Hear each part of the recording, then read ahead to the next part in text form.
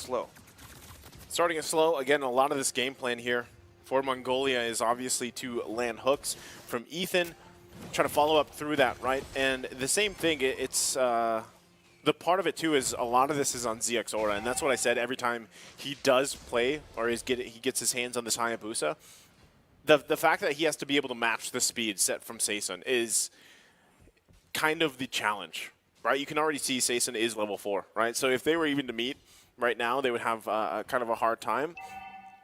But all this leading into eventually that first turtle. If no one goes down, great, right? Better yet for Mongolia. That's kind of really what they have to do here as they get situated. Because right now, I mean, rotation-wise too, you can already see actually the play being up here. Not going to be able to find the shurikens, but goes in with a shadow kill. Goes with the minions as well, calls it back. So there was an attempt there from ZX Aura. That would have been a great setup if they could have gotten it, you know, to lead into that first turtle of the game. And with that, they forced out a flicker from Recatiano. 2 minutes for the first turtle to show up. Now Ethan might be in trouble here. Forced out the flicker as well. Okay, you trade out resources now. Yeah, not going to land the iron hook though.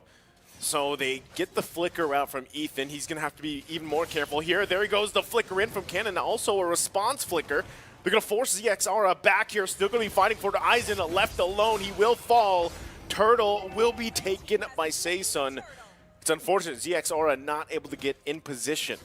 Yeah, getting control of the EXP, that's one way of holding or just getting a hook out of an Aizen. Cannon is doing a great job on zoning out members right onto the first turtle there.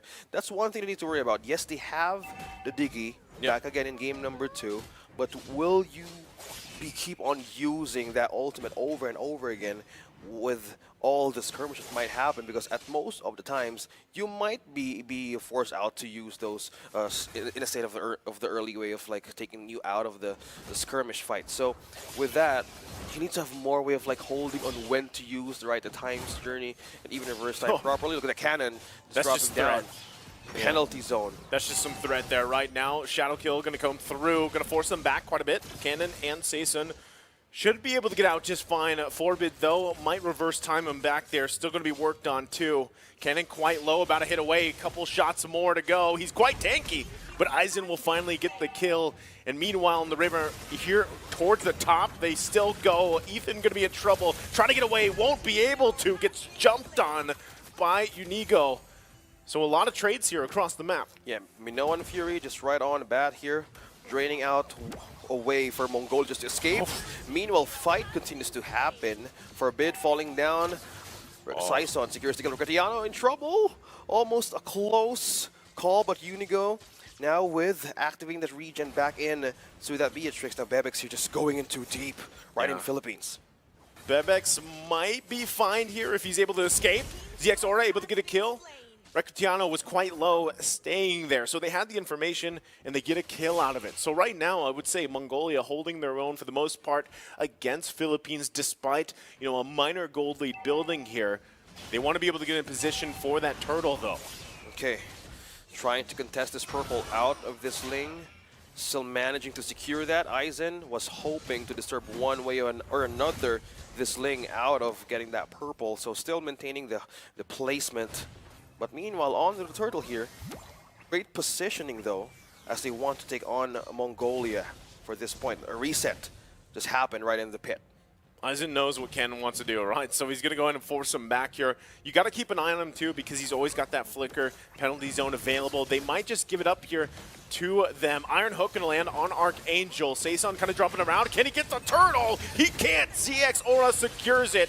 Tempest of Blade's going to follow. They might just retreat here. Still looking for a kill. There's the penalty zone coming through. No follow-up just yet, though. No one falling. Unigo going to be in trouble. There's the Cult Ultra coming through for them. Still extending the fight. The Iron Hook lands. Unigo will fall. Meanwhile, waiting patiently is Recutiano. Can he get the pickup kill? Still going to be looking for more. ZX Aura cannot escape with this. As much as he tries, he will fall. That is a good trade that you're looking for. Yes, they missed out the chance of getting that turtle, but they go out with a bang and taking those members out. That was 3 from Mongolia. They had a good sustain, yes, but the problem there, they just went in and had a full force of having retribution for themselves by utilizing that Cold Altar right into the threat of the Hayabusa. Just diving in the back lines was a grave threat for Philippines to even sustain, but a good call for just holding the line, and just Mongolia just went there, they were just staying most of the time, despite that they had the chance to go back. Yeah, it's tough, you know. At that point, when things like that kind of unfold, this is all leading into that that switch territory that I was talking about earlier, OSX. Right, we're nearing the 8-minute mark, right? We're just a couple minutes away from that, and this is already starting to build up in favor for Philippines. BOD being locked in here by Rectiano as well, helping with that power spike. Another big item pickup for Saison. So Mongolia has to answer to this. Best way to do that, land these hooks, follow up through, but who do you hook here, right? Anyone that you grab, aside from Rectiano, is going to be tough to kill.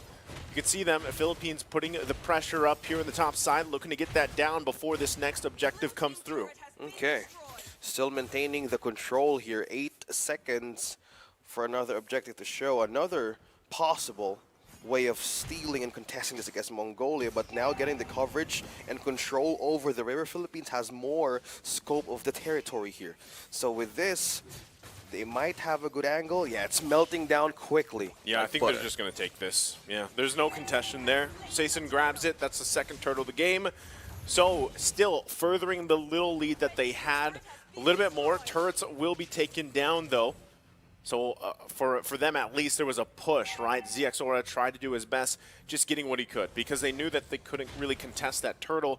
But at this point, like I said, they have some time, right? They have some time to lead in and prepare themselves for the Lord here. And the best thing they can do is find these hooks if they can and look for these moments. ZXORA, like I said too, if he can grab these somehow, some way, find a kill for him before that Lord comes up, that'd be great. He's got to scale into this Hayabusa, into that mid-game, late game. Yeah, speaking of mid to late game, either way, Unigo has a lot control over the river that might be in a way being nested by Forbid with his own way of like getting vision. If you might want to be in a problem, look at that, almost half HP onto Forbid, but just talking about him, he's really struggling to have that vision for the side of Mongolia.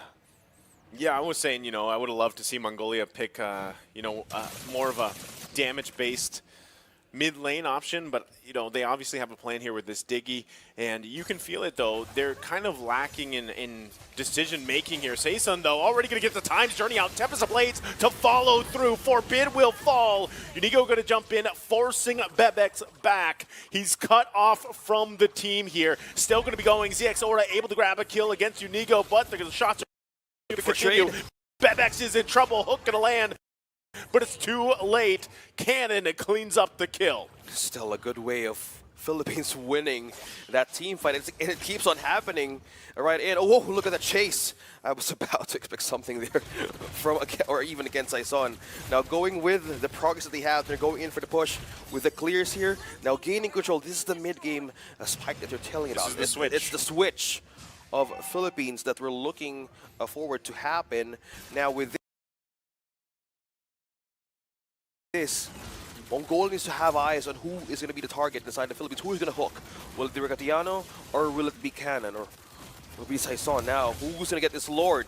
Okay, ZXORA has got to make his way up here. He's going to be way too late, though.